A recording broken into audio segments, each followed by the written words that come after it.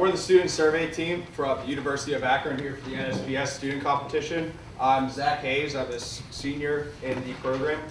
I'm Steve Capelli. I am a senior in the program.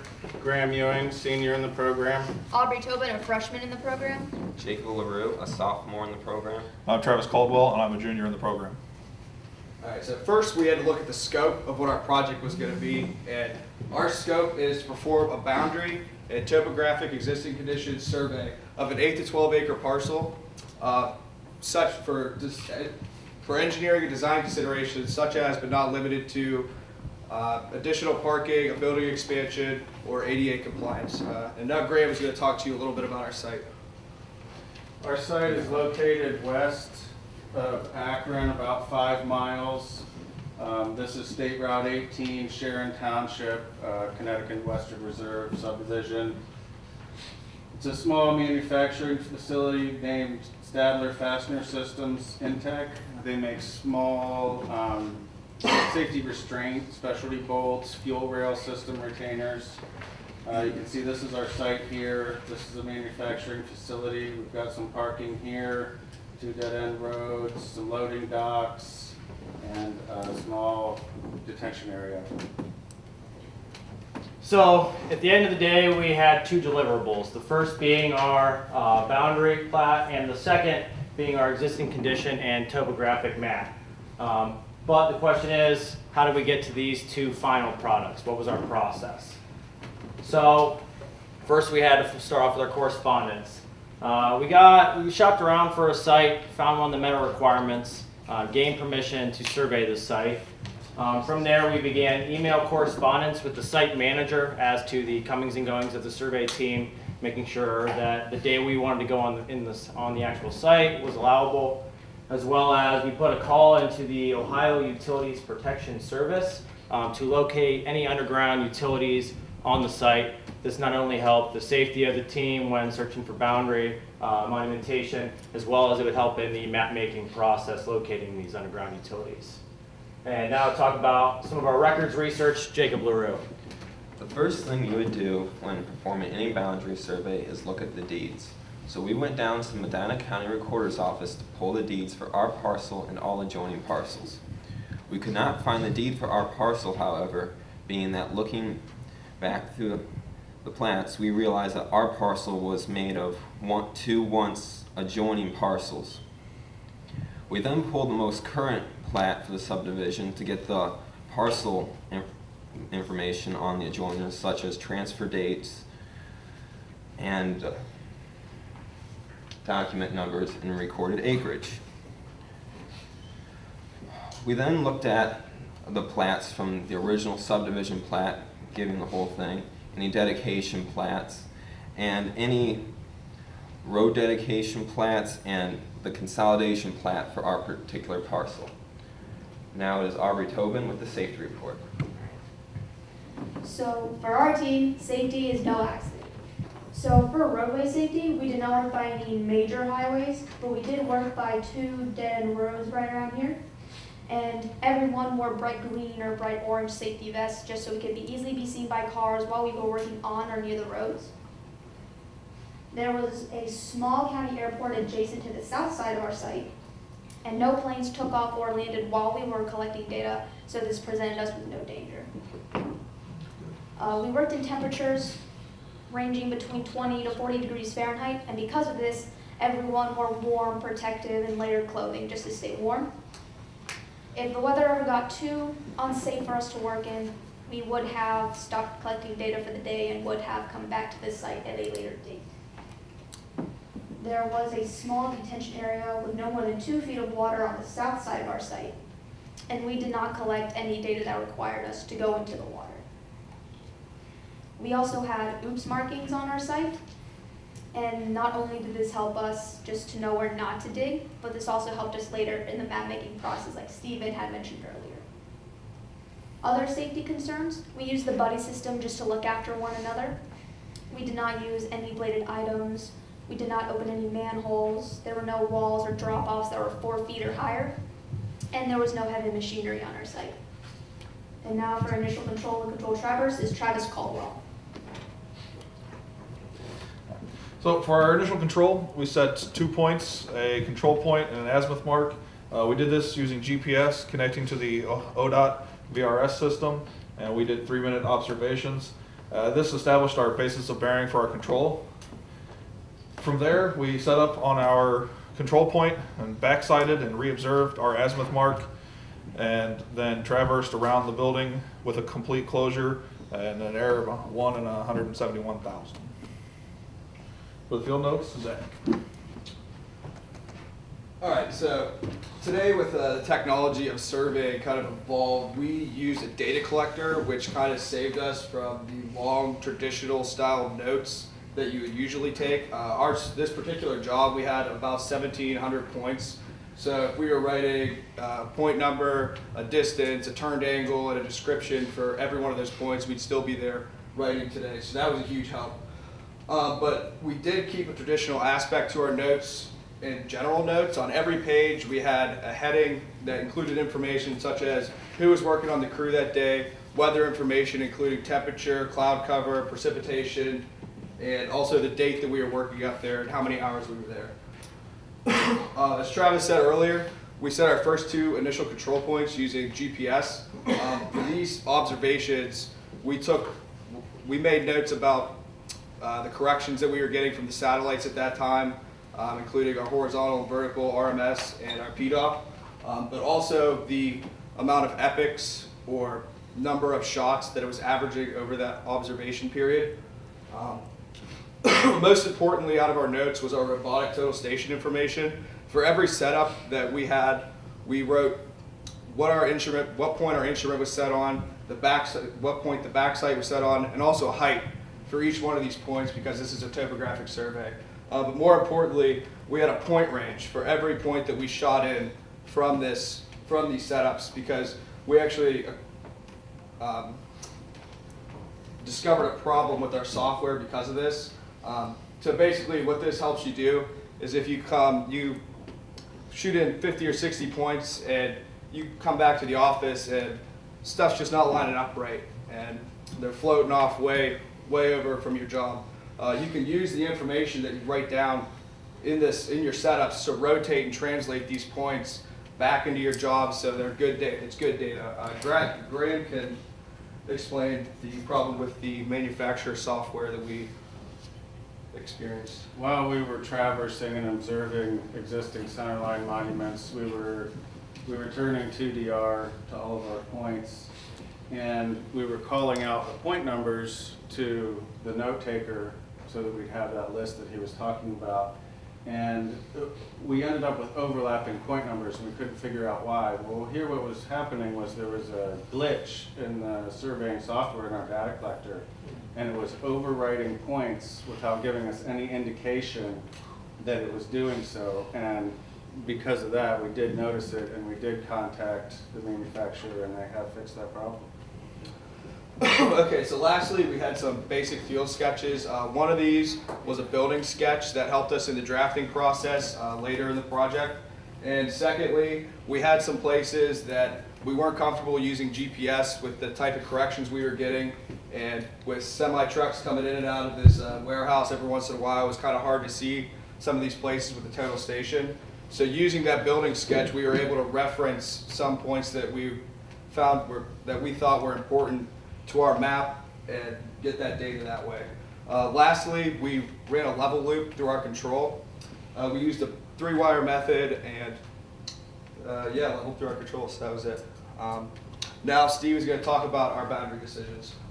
So after all the field work was completed and especially locating all of our evidence on the site, we had to go into our boundary decisions. I think it's first important to note, however, that all of the monumentation that we found in the field we believe to be original and called for monumentation from the original plat of survey. So we first looked at the southern line of our property. This was mainly because we all had 2 subdivision corners at the southeast and the southwest corner, as well as monumentation along that southern line. So from there, we, using the observed data, we created a best fit line using the least squares linear regression method. And then from there, we compared that best fit line with the record plat survey. And as you can see here in the last column, we actually only ended up with a difference of 1/100th on any segment, actually. So from there, we were comfortable using that as a controlling line in our survey. So we aligned the record plat to that southern line. The only thing was we noticed on the northern line of the survey, there was consistent error in one direction that did not fit the record plat, record versus the observed.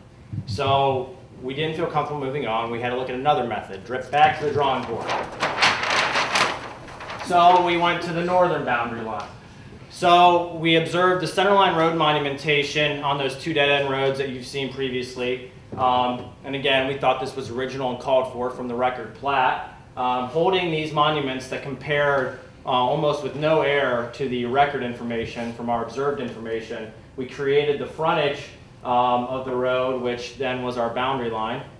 We then aligned the record plat to these observed monumentation and road frontages. And similar to what we found on the south boundary, with the south boundary, we found a consistent error in the same direction along the south line then. All right, so what's going on here? We held the south, error in the north. We held the north, error in the south. So we had to come up with another idea, something that would eliminate those differences. So we came up with our hybrid method. Holding the frontage of the road and the centerline monumentation that was based off of, we aligned that northern section of property to that line. And then on the south, holding the best fit line that we created earlier, we held the south. So now the only difference in record versus observed would then be subject to the eastern and western boundary lines of our parcel. So as you can see on this table then, we actually ended up with a 200th difference on the western boundary line and an 1100ths difference on the eastern boundary line.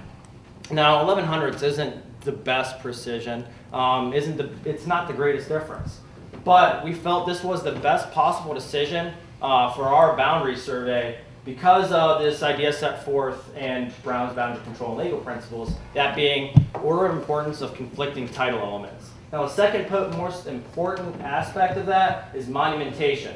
Seeing as we had no natural monumentation on our site, we held the artificial monumentation that we believe to be the called for original monumentation from the record plat. And that trumped the distance, which as you can see here is clearly below monumentation. So we held the monumentation, the original monumentation, over the original record distance. And now to talk about auto line work, is Graham Ewing. Now that we're done with the boundary, we have the topographic survey to consider. Our sponsor provided us with a list of codes for line work and symbology. Basically, while we're surveying, we code the points to draw the lines as we go. It's called field to finish. You can see these lines here are drawn automatically by Civil 3D. This particular area here was done by Aubrey. So this was my first time ever dealing with auto line work and GPS as well. And I found this a very fun experience to learn all of this. As I was working along the section that I was working on, I always made sure that I had the right codes in the data collector and that all the points I was collecting were equally spaced out from each other so the lines would come in nice and smooth when they were put into CAD. Another great benefit about this is saving time in the office drafting. And all of these lines also can just automatically be used as break lines for your tin and your features. Here's an example of some of our codes that we used. Over here on the left, you can see we had a little bit of an error with some of our point codes. They got flip-flopped on either sides of the roads. In Civil 3D, it's really easy to change those codes and reprocess the line work, and then they come in looking just like this. I think line work is really fun. It's really neat to me to go out and basically draw the map on the ground full scale and knowing a little bit about how Civil 3D works, you can really make a really almost complete product using AutoLine. All right, so one of the other scopes of this project was to keep record of your time. So we have an itemized report that if a client was like, oh, I'm losing, you're killing me on this project, like how am I spending this much money? We got an itemized report that we could ship out to them and back up what we're saying we're charging. So for this itemized report, we have a date that we were out there, the hours that we were out there, who was on the crew, what crew, and a basic description of the work that we were doing for that day. And Travis is going to wrap this up with the sources and citations. This is a list of the sources and citations that we used, that we held our report and our surveying to. Two of them stand out more than the rest. The NSPS model standards for property surveys and for topographic surveys. And then the most important to us was the Ohio Administrative Code, Chapter 4733-37. The reason why this is the most important is because we wanted to perform the most professional survey possible, and to hold to our laws is the best way to do that. To wrap it up. So, you know, you've seen some of our process leading up to this point. You've seen the map, hopefully in the back and on the screen here. So, if you have any questions as to our process up to this point and what got us to these final products, we'd love to answer them. But we just want to give our thanks to the Professional Land Surveyors of Ohio organization. They're the reason why we're all up here and we're able to be funded for this project, as well as the company that allowed us to use some of their equipment, CESO. So any questions from the judges or the audience? Judge Snell? The front lot corners, were they found along that right-of-way on the north side? No, sir. No. There were no existing, there were no lot corner, that one there where it comes into the cul-de-sac was never set? There was no monumentation along the road, and it was not called for either on the plat of survey, I do not believe. Just the frontage was the road frontage was the boundary. We found all but one centerline monument that we believe were original monuments. So the center line is, and that's what you held? Yes. Monumentation. All right, thank you. Correct. What were those centerline monuments? They were 5/8 rebar, and just a concrete square was cut out. Yeah. Square was cut out of the actual asphalt, the concrete pavement, and then set down in there below the actual grade of the pavement. So that way, some of them were a little bent, but very minor. So. You called for the locates, the utilities. Is that typical that they will do that when it's not a construction? That is, you're not going to actually dig? Or do you tell them you're going to dig? In our state, it's required for us to call them because we're assuming that we're going to penetrate more than 3 inches. Yeah. That your statute's 3 inches now? I believe It's so. actually just a law passed just this past year that if you're penetrating the ground whatsoever as a surveyor, Yeah. you have, so even if your tripod leg goes into the ground, that would denote that you have to call to get utility mark out. They basically did that to us too, so we're having to deal with it. Thank you. Yeah.